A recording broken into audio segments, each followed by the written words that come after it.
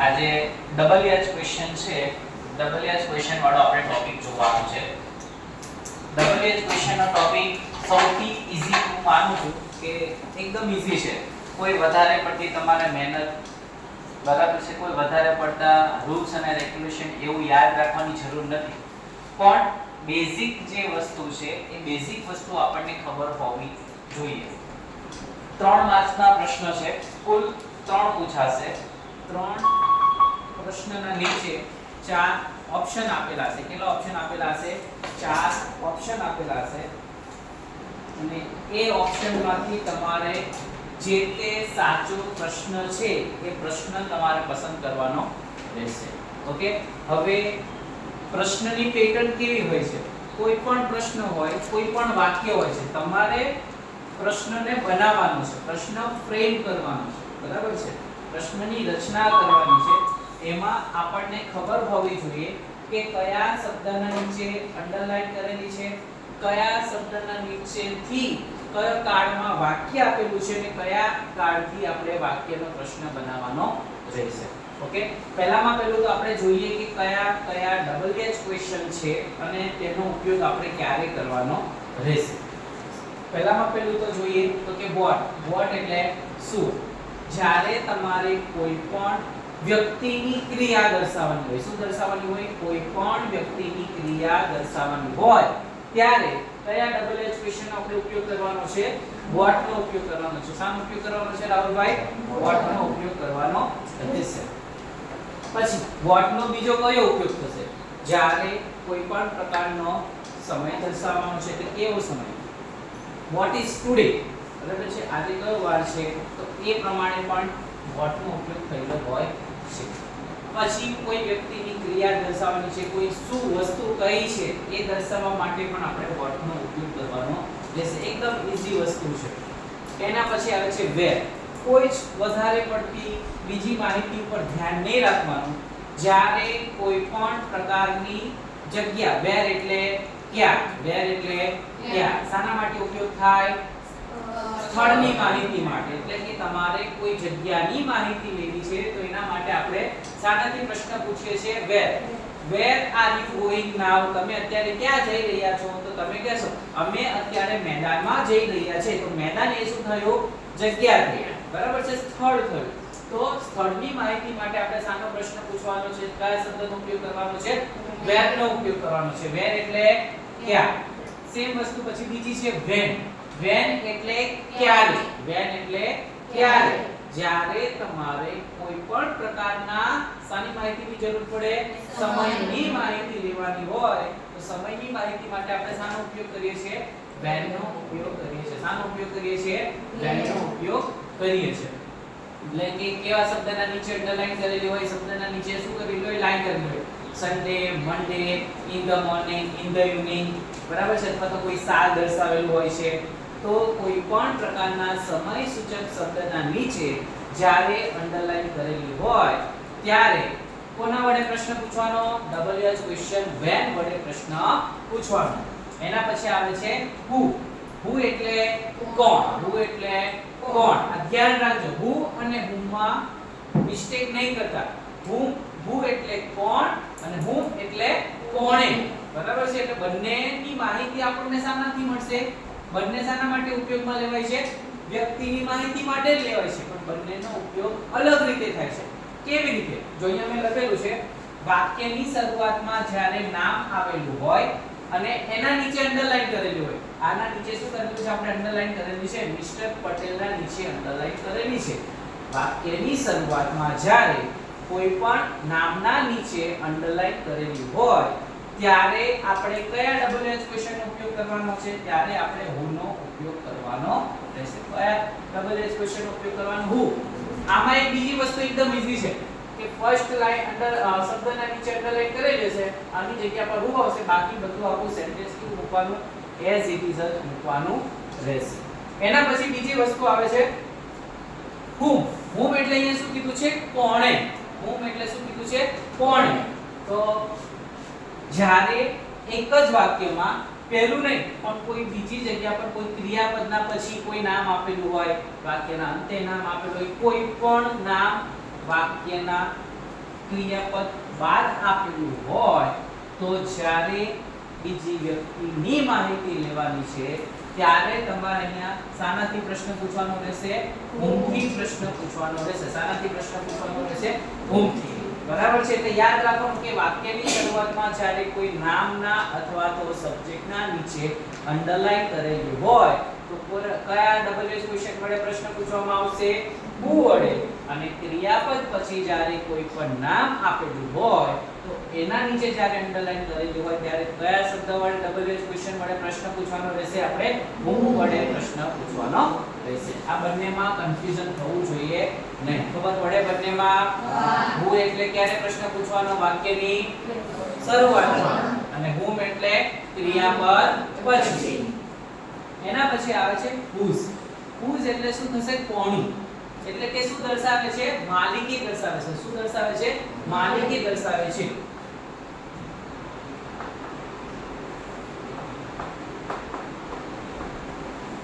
જ્યારે આવી રીતે એપોસ્ટ્રોફી એસ આપેલું હોય, શું આપેલું હોય છે આપણને? એપોસ્ટ્રોફી એસ આપેલું હોય, મહેશ બેગ. આ કોની બેગ છે? તો ત્યાં મહેશની બેગ છે. જ્યારે તમારે કોઈ પણ વ્યક્તિ માટે તેની માલિકી દર્શાવવાની છે, એ વ્યક્તિની કોઈ વસ્તુ દર્શાવવાની છે કે આ વસ્તુ કોની છે, ત્યારે તમારે કયા ડબલ ક્વેશ્ચન નો ઉપયોગ કરવાનો રહેશે? આપણે whose નો ઉપયોગ કરવાનો રહેશે. શાનો ઉપયોગ કરવાનો રહેશે? whose. અને બીજી કાઈ ખબર ન પડે તો સમજી લેવાનું કે જ્યારે આપણને આવી રીતે એપોસ્ટ્રોફી એસ વાળું કોઈ વાક્ય આપેલું હોય અને એના નીચે અંડરલાઈન કરેલું હોય ત્યારે આપણે શાના કયા ડબલ ક્વેશ્ચન નો ઉપયોગ કરવાનો? whose નો ઉપયોગ કરવાનો રહેશે. એના પછી આવે છે why. why એટલે શા માટે? કારણ કે કોઈ પણ પ્રકારની ઘટના કે ક્રિયાનું કારણ જાણવાનું હોય તો તે કારણ જાણવા માટે કયા ડબલ ક્વેશ્ચન નો ઉપયોગ થાય છે? why નો ઉપયોગ થાય છે. શાનો ઉપયોગ થાય છે? why no. ઓકે. why એટલે શા માટે. જો હવે એમાં કેવા પ્રકારના પ્રશ્નો આવી શકે છે? એક તો ટુ ટેક મેડિસિન. તો વાક્યની શરૂઆત ટુ થી થઈ શકે છે, ફોર થી થઈ શકે છે, બીકોઝ થી થઈ શકે છે, બીકોઝ ઓફ થી થઈ શકે છે. આવા બધા શબ્દના નીચે જ્યારે અંડરલાઈન કરેલી હોય ત્યારે સમજવાનું કે આપણે કયા ડબલ ક્વેશ્ચન વડે પ્રશ્ન બનાવવાનો છે? why વડે પ્રશ્ન બનાવવાનો છે. કેવી રીતે થઈ શકે છે? ટુ થી વાક્યની શરૂઆત થઈ શકે છે, કોઈ ઘટનાનું કારણ દર્શાવેલું હોય છે, ફોર આવી શકે છે, બીકોઝ આવી શકે છે, બીકોઝ ઓફ આવી શકે છે, ડ્યુ ટુ હોઈ શકે છે, વાય વાળું વાક્ય પણ વચ્ચે હોઈ શકે છે. બરાબર. પણ મોસ્ટ પ્રોબેબલી આ ટુ, ફોર અને બીકોઝ વાળું જ્યારે સેન્ટેન્સ આવશે ત્યારે આપણે સમજી જવાનું કે આપણે કયા ડબલ ક્વેશ્ચન વડે પ્રશ્ન પૂછવાનો છે? વાય ડબલ ક્વેશ્ચન વડે પ્રશ્ન પૂછવાનો છે. એના પછી આવે છે which. which એટલે કયું. બરાબર છે. જ્યારે તમારે કોઈ પણ વસ્તુની પસંદગી દર્શાવેલી છે, ઓકે, તો એ પસંદગી દર્શાવવા માટે કયા શબ્દનો કયા ડબલ ક્વેશ્ચન નો ઉપયોગ થાય છે? which નો ઉપયોગ થાય છે. સરિતા લાઇક્સ રેડ સારી. બરાબર છે. જ્યારે રેડ કલરના નીચે અંડરલાઈન કરેલી છે, સરિતા લાઇક્સ રેડ સારી, રેડના નીચે અંડરલાઈન કરેલી છે, તો તમારે કયા ડબલ ક્વેશ્ચન નો ઉપયોગ કરવાનો? which નો. કે which સારી does સરિતા like. એટલે કે તેમને કઈ સાડી પસંદ છે. એટલે કે જ્યારે કોઈ પણ વસ્તુની પસંદગી માટે કોઈ પ્રશ્ન બનાવવાનો છે ત્યારે આપણે શાનો ઉપયોગ કરવાનો રહેશે? which નો ઉપયોગ કરવાનો રહેશે. પછી આવે છે how. how એટલે કેવી રીતે. how એટલે કેવી રીતે. એક તો સાદી ભાષામાં કહીએ તો કે by bus, by car. કોઈ by વાળા વાક્યો આપેલા હોય આવી રીતે, by ની સાથે કોઈ પણ નામ જોડેલું હોય તો ત્યારે તમારે કયા પ્રશ્નનો ઉપયોગ કરવાનો રહેશે? ડબલ ક્વેશ્ચન how નો ઉપયોગ કરવાનો રહેશે. પછી એક બીજી રીતે પણ ઉપયોગ કરવાનો આવશે. એક તો આવી રીતે by નો ઉપયોગ કરેલો હશે અથવા તો કોઈ પણ એડવર્બ હોય. એડવર્બ એટલે કેવા? તો કે સ્લોલી, પછી ક્વિકલી. આવી રીતે જ્યારે કોઈ ક્રિયાપદની પાછળ ly લાગેલું હોય, બરાબર છે, તો ly વાળા શબ્દમાં પણ આપણે કયા ડબલ ક્વેશ્ચન નો ઉપયોગ કરવાનો છે? how નો ઉપયોગ કરવાનો છે. શાનો ઉપયોગ કરવાનો છે? how. he writes very slowly. શું છે he writes very slowly ના નીચે અંડરલાઈન કરેલી છે તે ખૂબ જ ધીમેથી લખે છે તે કેવી રીતે લખે છે તો એના માટે શું આવશે આપણે તે કેવી રીતે લખે છે તો પ્રશ્નની શરૂઆત શાનાથી થાય હાઉથી થાય એટલે કે જ્યારે આવી રીતે ly વાળા શબ્દ આપેલા હોય ત્યારે પણ પ્રશ્નની શરૂઆત આપણે શાનાથી કરવાની છે હાઉથી કરવાની રહેશે પછી એવું આપેલું હોય he comes by bus ના નીચે અંડરલાઈન કરેલું છે બરાબર છે તો ત્યારે પણ તમારે તે કેવી રીતે આવે છે કે તે બસ મારફતે આવે છે ત્યારે પણ આપણે શાનાથી પ્રશ્ન પૂછવાનો રહેશે હાઉ થી પ્રશ્ન પૂછવાનો રહેશે હાઉ માં ખબર પડે હાઉ એકદમ ઈઝી છે કોઈ વધારે કન્ફ્યુઝ થવાની જરૂર નથી એના પછી આવે છે હાઉ મચ અને હાઉ મેની છે ઓલરેડી તમને આપણને ખબર જ છે હાઉ મચ એટલે કેટલું કોના માટે વપરાય જ્યારે કોઈ પણ દ્રવ્ય કે જથ્થો આપેલો હોય કોઈ લિક્વિડ ફોર્મ આપેલું હોય કોઈ પ્રવાહી આપેલું હોય તો તેની ક્વોન્ટિટી એટલે કે એનો જથ્થો કેટલો છે એ દર્શાવવા માટે આપણે શાનો ઉપયોગ કરીએ છીએ હાઉ મચ નો ઉપયોગ કરીએ છીએ બરાબર છે there is a little water in the jug શું છે there is a little water in the jug a little શબ્દના નીચે જ્યારે અંડરલાઈન કરેલી છે તો ત્યારે તમે શું કરશો how much water is there in the jug જગમાં કેટલું પાણી છે બરાબર છે પાણીને આપણે આમ ગણી શકીએ નહીં બરાબર છે એ જથ્થાના રૂપમાં હોય છે એટલે ત્યારે આપણે શાનો ઉપયોગ કરવાનો છે how much નો ઉપયોગ કરવાનો રહેશે પછી જ્યારે પણ અમુક અપવાદ શબ્દો હોય છે સપોઝ કે મની છે મની એક એવો શબ્દ છે અપવાદ રૂપમાં જેને ગણવામાં આવે છે આપણે એવું કહી શકીએ છીએ કે તમારી પાસે કેટલા પૈસા છે બરાબર છે ત્યારે આપણે એવું કહેવાનું છે કે how much money do you have બરાબર છે હા તમે આપણે એવું કહી શકીએ છીએ કે how many dollars do you have dollars માટે તમે કહી શકો છો કે તમારી પાસે કેટલા ડોલર છે how તો એ કેવું થઈ ગયું ગણી શકાય થઈ ગયું પણ how much માં આ મની જ્યારે શબ્દ આવે ત્યારે આપણે શાનો ઉપયોગ કરવાનો છે WH ક્વેશ્ચન તરીકે how much નો ઉપયોગ કરવાનો રહેશે પછી આપણા માઈન્ડમાં એવું ના આવવું જોઈએ કે આ મની એટલે કે પૈસા પૈસા તો ગણી શકાય એવું છે હા ગણી શકાય તેવું છે પણ મની શબ્દને આપણે શામાં ઉપયોગ કરીએ છીએ અપવાદ રૂપે જેનો ઉપયોગ થાય છે જેના કારણે એના WH ક્વેશ્ચન ફ્રેમ કરવામાં આપણે how much નો ઉપયોગ કરીએ છીએ ઓકે એના પછી આવે છે how many એટલે કેવું ગણી શકાય તેવું બરાબર છે કોઈ પણ નંબર આપેલો હોય 50 15 100 150 નંબરમાં જ્યારે કે ગણતરીના સ્વરૂપમાં આપેલું હોય તેવા નંબર માટે a few એટલે થોડું a few અને the few ખાલી few આપેલું હોય એટલે કેવું કહેવાય આપણે સપોઝ કે નહીવત અથવા તો એક અથવા તો બે અને a few એટલે કેવું છે થોડા કરતા વધારે અને the few એટલે વધુ તો જ્યારે a few છે ખાલી few છે એના નીચે પણ અંડરલાઈન કરેલી હોય ત્યારે પણ આપણે પ્રશ્ન સારાથી બને છે how many થી પ્રશ્ન બને યાદ રાખવાનું ગણી શકાય તેવી વસ્તુ હોય એના માટે how many ગણી ન શકાય અથવા તો કોઈ દ્રવ્ય અથવા તો જથ્થો આપેલો હોય તો એના માટે how much એના પછી આવે છે how often મોસ્ટ ઇમ્પોર્ટન્ટ છે આ જે ત્રણ પ્રશ્નો છે ને આ ત્રણ પ્રશ્ન એ છે ને મોસ્ટ આઈએમપી છે આ ત્રણમાંથી એક 100% હશે 3 માર્ક્સ માંથી આ ત્રણમાંથી એક જે પ્રશ્ન છે એ 100% હશે ને હશે જ બરાબર છે how often how long અને how far શા માટે કારણ કે આ જે how long અને how far છે ને એ તમારે ફંક્શનમાં પણ આવે છે ઓકે હવે અહીંયા જોઈએ આપણે how often એટલે ખાલી ગુજરાતી પૂછું છું often એટલે શું થાય અવારનવાર often એટલે અવારનવાર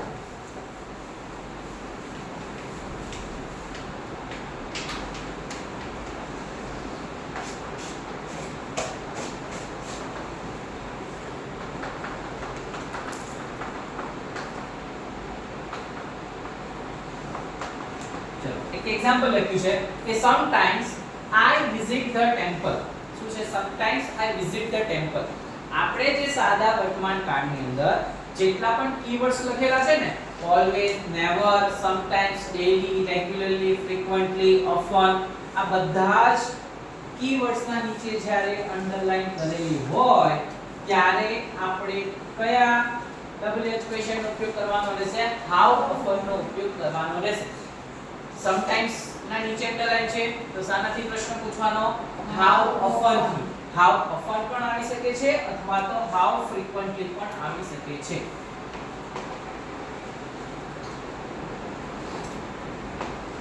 હાઉ ઓફન થી પ્રશ્ન પૂછેલો હોય અથવા તો સાનાથી પ્રશ્ન પૂછેલો હોય હાઉ ફ્રીક્વન્ટલી. કેવી રીતે? સો કે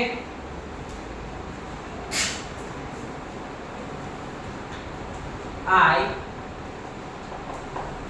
often visit the temple. હવે તો આમાં જવાબની અંદર જ ઓફન આપી દીધું તો તમારે પ્રશ્ન શાનાથી બનાવવાનો? તો એની સાથે નીચે ઓપ્શનમાં શું આપેલું છે? ફ્રીક્વન્ટલી આપેલું છે. શું આપેલું છે? ફ્રીક્વન્ટલી. કે how frequently do you visit the temple? બરાબર છે. એટલે બે રીતે પ્રશ્ન. જ્યારે આખા આવી રીતે વાક્યમાં ઓફન આપેલું હોય તો WH ક્વેશ્ચન તરીકે આપણે શાનો ઉપયોગ કરવાનો છે? how frequently. અથવા તો નો આપેલું હોય અને અહીંયા ફ્રીક્વન્ટલી આપેલું છે તો શું યુઝ કરવાનું છે? how often. આમાં બંને ઉપયોગ છે. I frequently visit the temple અને frequently ના નીચે જ્યારે અંડરલાઈન આપેલી છે તો આપણે શું કરવાનું છે? how often નો યુઝ કરવાનો છે. ઓકે, ખ્યાલ આવી જાય આમાં how often ને how frequently માં sometimes, always, never, daily, regularly આવા બધા શબ્દના નીચે જ્યારે અંડરલાઈન કરેલી હોય ત્યારે આ બંનેમાંથી કોઈ પણ એક WH ક્વેશ્ચન નીચે આપેલું હોય તો એ આપણે પસંદ કરવાનો રહેશે. એના પછી આવે છે how long and how far. long અને far માં શું ડિફરન્સ પડે? long અને far. long એટલે લાંબુ ને far એટલે હા, far છે કે કેટલું દૂર છે. બરાબર છે. એ શું દર્શાવે છે? અંતર દર્શાવે છે. શું દર્શાવે છે? અંતર. how long. બરાબર છે. એટલે how long એટલે આપણે આમાં એવું સમજવાનું છે કે કેટલા વર્ષથી, કેટલા સમયથી. સો how long અને how far. how far બંનેમાં થોડો ડિફરન્સ છે, આપણે ખાસ ધ્યાન રાખવાનું. I have been living here for 5 years. બરાબર છે. તો આમાં બે રીતે પ્રશ્ન પૂછી શકે. for 5 years ના નીચે જ્યારે અંડરલાઈન આપેલી હોય ત્યારે તમારે શાનાથી પ્રશ્ન પૂછવાનો છે? how long. how long do you have been how long have you been living here? અને how far? I walk 5 kilometers daily. 5 kilometre ના નીચે શું આપેલું છે? અંડરલાઈન આપેલી છે. 5 કિલોમીટર એ શું દર્શાવે છે? અંતર દર્શાવે. 5 કિલોમીટર, 1 કિલોમીટર, 100 મીટર, સેન્ટીમીટર આવું જ્યારે કોઈ પણ અંતર દર્શાવતો વાક્ય કે શબ્દ આપેલું હોય ત્યારે આપણે શાનો ઉપયોગ કરવાનો છે? how far નો ઉપયોગ કરવાનો છે. how far do you walk daily? તમે દરરોજ કેટલા કિલોમીટર ચાલો છો? બરાબર છે. તમે અહીંયા કેટલા લાંબા સમયથી રહી રહ્યા છો? આ બંનેમાં તમારે ખાસ ધ્યાન રાખવાનું રહેશે. કયો પ્રશ્ન છે આ? WH question. ચલો ક્વિક રિવિઝન ફટાફટ. WH ક્વેશ્ચન કેટલા માર્ક્સમાં પૂછાશે આપણા માટે? 3 માર્ક્સમાં પૂછાય છે. બરાબર છે. 3 ને 3 માર્ક્સ. હવે આપણને આવડે કે ન આવડે? આવડે. 3 માંથી એક પણ માર્ક્સ આપણો કપાવવો જોઈએ નહીં. ચલો વોટ એટલે શું? વેર એટલે ક્યાં? વેન એટલે ક્યારે? હુ એટલે હુ, કોણ? whom એટલે whose એટલે કોનું? why એટલે શા માટે? which એટલે કયું? how એટલે કેવી રીતે? how much એટલે કેટલું? how many એટલે કેટલા? how often કે how frequently એટલે કેટલો સમય?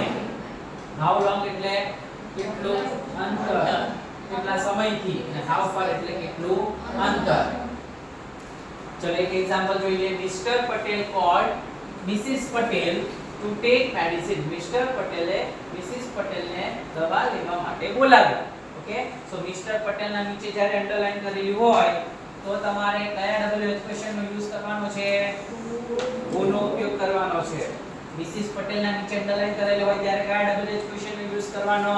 who નો ઉપયોગ કરવાનો. ટુ ટેક મેડિસિન છે તો એના નીચે એના માટે આપણે શાનો ઉપયોગ કરવાનો? why નો ઉપયોગ કરવાનો રહેશે. હવે તમારે બે વસ્તુથી તમારે સાચા જવાબ લખવાના છે. એ સપોઝ કે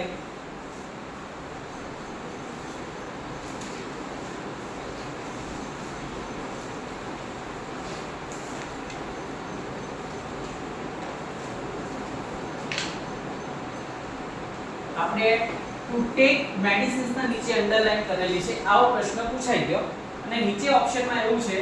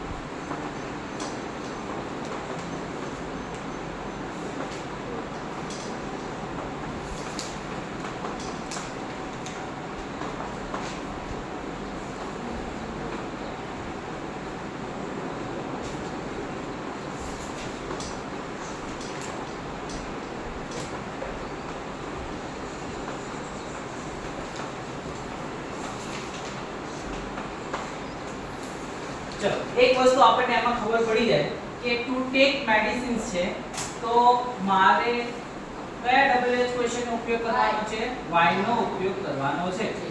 કેટલા ઓપ્શન આપેલા છે નીચે? 4 ઓપ્શન આપેલા છે. હવે 4 ઓપ્શન ની અંદર માત્ર ને માત્ર એક જ y વાળું વાક્ય હોય તો કોઈ કન્ફ્યુઝન રહે?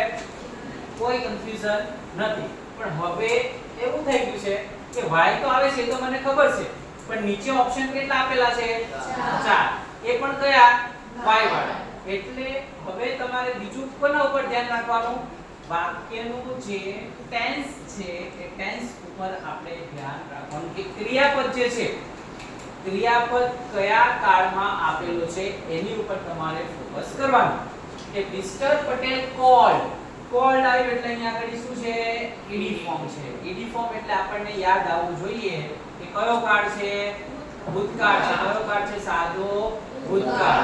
હવે સાદા ભૂતકાળની જે આપણે ડબલ એચ ક્વેશ્ચન ની વાક્ય રચનાની ચર્ચા કરી હતી એ આપણને યાદ આવી જોઈએ. કે પહેલામાં પહેલું તો શું હોય છે? ડબલ એચ ક્વેશ્ચન હોય છે. ઓકે, હવે કાળ પણ ખબર પડી ગઈ કે સાદો ભૂતકાળ છે. પ્રશ્ન બનાવવા માટે ડબલ એચ ક્વેશ્ચન પછી આપણે શાનો ઉપયોગ કરીએ છીએ? ડીડ નો ઉપયોગ કરીએ છીએ. શાનો ઉપયોગ કરીએ છીએ? ડીડ નો. એટલે એક વસ્તુ ખબર પડી ગઈ કે આમાં ડીડ આવે છે એટલે પછી જોઈ લેવાનું કે ડીડ વાળા કેટલા વાક્યો છે. કે હજુ ડીડ વાળા કેટલા વાક્યો છે? 2 વાક્યો. એટલે હવે તમારે આ બે ઉપર તો ફોકસ કરવાની જરૂર નથી. પછી તમારે સમજવાનું કે મારે હવે આ બંનેમાંથી કયો સાચો વિકલ્પ પસંદ કરવાનો છે. પ્રયત્ન કરો. કેવી રીતે? તમારી પાસે 2 ઓપ્શન આપેલા છે, બે સ્કીપ થઈ ગયા. બોલો કુલદીપભાઈ.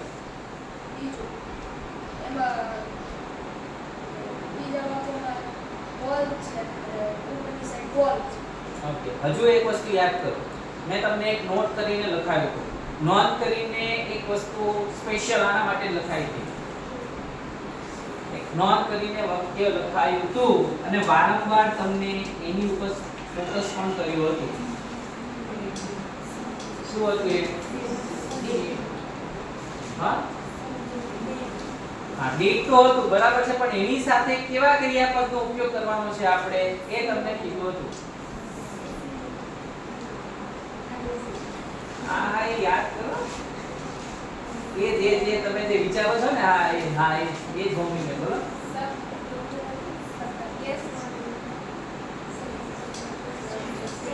કે જ્યારે આપણે વાક્યમાં એક ભૂતકાળનું રૂપ આપેલું હોય તો એની સાથે બીજું ક્રિયાપદનું ભૂતકાળનું રૂપ આવશે નહીં. તો પછી તમારે કયા ઓપ્શનની પસંદગી કરવાની? આમાંથી તમારે બીજું આવશે કે ત્રીજું આવશે?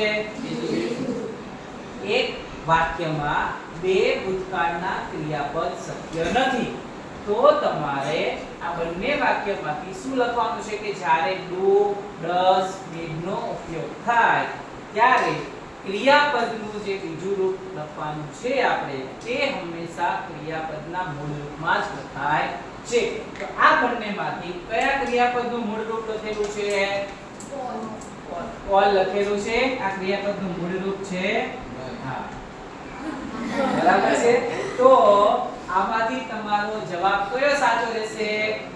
બીજો ઓપ્શન છે એ જો છે એકદમ ઈઝી, પણ કન્ફ્યુઝન ક્યારે થાય જ્યારે WH ક્વેશ્ચન સરખા આપી દીધા હોય, કોઈ બે આપી દીધા હોય ઓપ્શન સરખા, કોઈ ચાર ઓપ્શન સરખા આપી દીધા હોય કે ત્રણ ઓપ્શન સરખા આપી દીધા હોય ત્યારે. એટલે પહેલા તમારે કોની ઉપર ફોકસ કરવાનું કે કયા WH ક્વેશ્ચન નો ઉપયોગ થાય છે કે પછી બીજું શું જોવાનું કયા કાર્ડનું વાક્ય આપેલું છે તે, અને એ કાર્ડના નિયમ મુજબ એ જે WH ક્વેશ્ચનની વાક્ય રચના છે એ પ્રમાણે આપણે વાક્ય છે કે કેમ એ આપણે લખવાનું છે. બરાબર છે. અને હું તમને આવા ચાર ઓપ્શન વાળા જ પ્રશ્ન પૂછીશ, સિંગલ વાળા પૂછીશ નહીં તો તમે ખબર પડી જશે કે આમાં તો આ જ વસ્તુ આવે છે. બરાબર, કન્ફ્યુઝન વાળા હોય એવા પ્રશ્ન કરીશું એટલે કે વધારે ને વધારે તમને પ્રેક્ટિસ થાય. તો આટલી વસ્તુ સમજાઈ ગઈ આમાં. ઓકે, પહેલા તો આપણે જે WH ક્વેશ્ચન છે એ લર્ન કરવાના, અને એના પછી જે તે કાર્ડની વાક્ય રચના હોય એ કાર્ડની વાક્ય રચના આપણે કરવાની